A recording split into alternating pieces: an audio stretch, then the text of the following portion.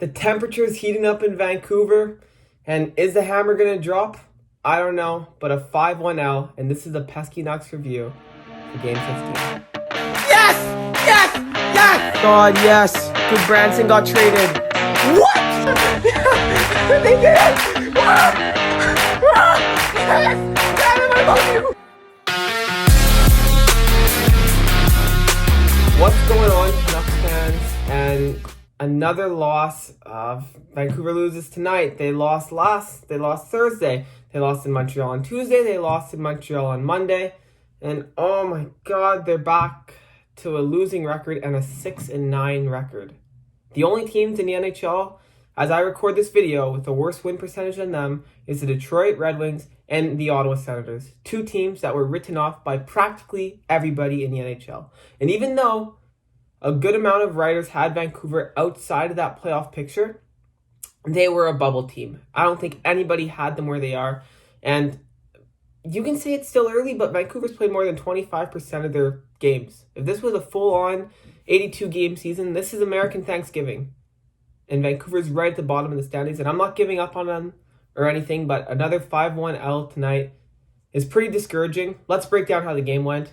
To start, there were major changes in the lineups. Louis Eriksson comes in. Justin Bailey comes in.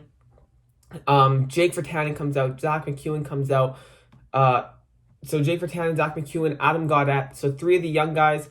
They really went with the vets tonight with quite a few players. I saw they had 8 players in their lineup, 31 years old or older. And they're going with that veteran presence and didn't really work out. Honestly, they looked, again, really slow tonight and just missing that jump that we're used to our Vancouver team having. But let's break it down. The game starts and there's a Simmons goal and it's a bad one. I'm sorry. I know that it was well placed or whatever and it was a power play goal. But when I talk about needing that save from your goalie, that's one that Holtby has to make. That's one that we're used to getting from Markstrom. And even though it was a well-placed shot and maybe, like I said, it's on the power play, like, come on. And also, just to add insult to injury, Sportsnet just displayed the 15 power play goals, like, just to make things even worse.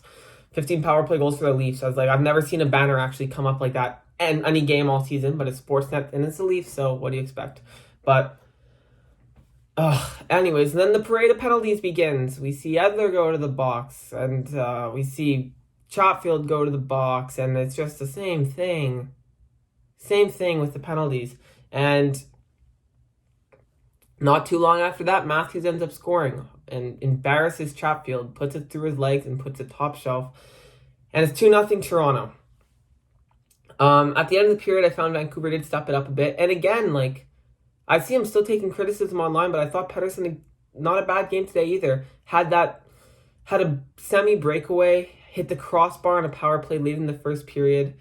It's tough for PD, man. He can't catch a break. He's hit 7 posts or crossbars this season. And for those of you that have him in fantasy, it's frustrating seeing him be that much below that point per game bar. But the second most posts or crossbars hit by any player in the NHL has 3. So he's gotten really unlucky, and the first period was an example of that. The second period comes, Hyman scores early, becomes 3-0. It was pretty deflating. Vancouver didn't offer much of a push, and then Miller scores, kind of just off a slap shot play, and it looks like Vancouver has life. Only to find out, just kind of summarizes the way the season's gone, but Höglander was offside on the zone entry, and it's no goal. So it's 3-0 again. Pettersson gets a great chance, but the puck bounces over his stick. And really, it was a better period, I guess, than the first. They had some looks. Höglander had a good chance too. But overall, just like, they're still getting just outplayed. Like, there hasn't been a period in a while where I'm like, man, like, Vancouver really kicked butt that period. And the third period comes, and it's crisis time. I saw Travis Green behind the bench. He was wearing his crisis tie. You don't want to get 3 games below 500 in a shortened season in a very competitive division where there's only one team, which is like your guaranteed wins, and everyone's picking wins off Ottawa. Except Montreal, actually, who lost yesterday. 2 days ago. But Pretty much every team's picking up wins off Ottawa. But the third comes, and right away, unacceptable turnover from Braden Holtby puts it right on Austin Matthews' stick, who tucks it 5-hole. And then Holtby afterwards, stares down Miller. Then the shift after, they were jawing at each other. Not a good game from Holtby. But I get why he's upset with Miller. Because even if Miller was behind Matthews on that play, the effort, you see the high cam of the replay, and Miller makes zero effort to even catch up. And I'm going to get into that. It's just our best players just haven't been our best players. And that's an example of it right there. Simmons scores after with a tip, and really in the third, there was no energy. I mean, we had a late power play. We had a few of them late in the game. Besser ends up scoring off a deflection from a Hughes shot. So I guess there's a positive. If you're following Hughes, he gets a point. If you're following Pettersson, he gets a point. And Besser gets another goal to stay pretty high with the league leaders. But just overall, 5-1 loss, and there's so many problems with this team right now. So many. Last year, our top 6 was very strong 5-on-5. And so far, they've been getting caved. Our bottom 6, even though we got early production from them, when they've played good teams, have really got outperformed. If we look at our defense, have just been sloppy. Awful turnovers. Can't keep the puck from the dangerous areas. And they're struggling breaking out as well. And our goaltending has been below average. So when you put that all together, it's just a recipe for a very poor start. And I look at Vancouver's team and I feel like they could be doing better than this, because I think about their blue line, and they have Hughes, Schmidt, Adler, Myers. You guys know all the defensemen. And even if Adler and Myers, I know, are probably number 5s on really strong teams, I feel like Hughes can be a legit one. Schmidt's a legit 2. And then up front, they have that firepower. Not great depth, but just to see. And not only have they been getting losses, but they've been bad, man. Bad losses. 7-3 to Montreal, 5-1 Toronto. 7-3 to Toronto, actually 2 on Thursday. They've lost 2 times this week, 7-3. And I don't know what changes. I see people online saying, fire Benning, fire Green. But really, what's firing the GM going to do right now to change how this team plays next game? And maybe firing Green's the answer, but the room seems lost, and I don't think it's Green's fault, really. And then the players, you're not going to trade one of the core guys. So, what do you do?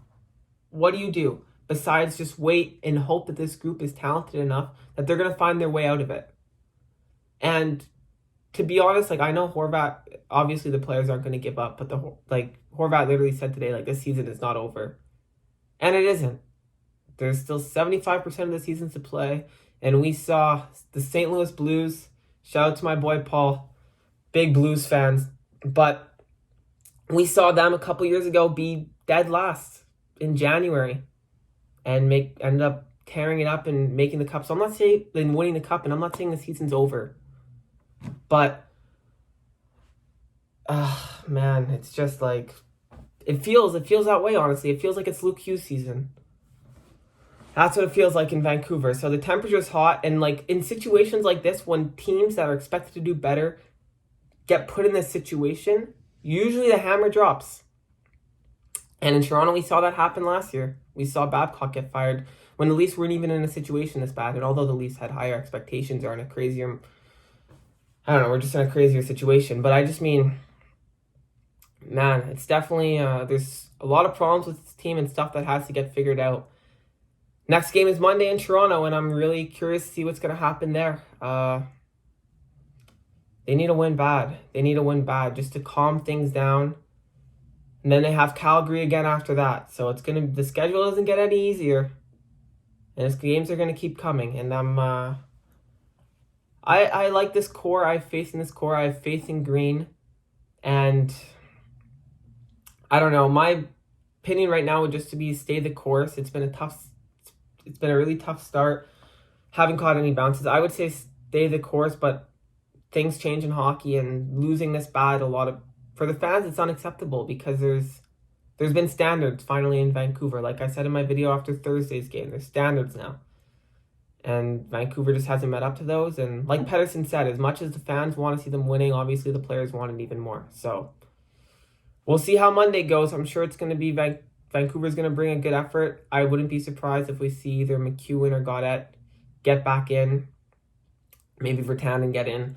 And Demko's probably going to start. So it's going to be a big game Monday. But yeah, thank you for watching. A more negative video today. But like I said, doesn't mean I lost faith in this core or what the Canucks are doing. They're headed in the right direction as an organization. Just definitely a bump in the road, and we'll see how they bounce back.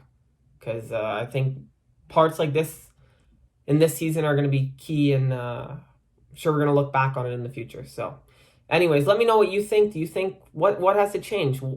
Are you on team fire Benning, fire Green, make trades? Like, what do you do? So let me know, comment that. Follow me on Twitter if you don't, at Fan Vancouver. If you liked what you watched, hit like and subscribe. Good game, Toronto. Congrats on another big win, and we're going to see you again Monday. Thanks for watching, and go Canucks go.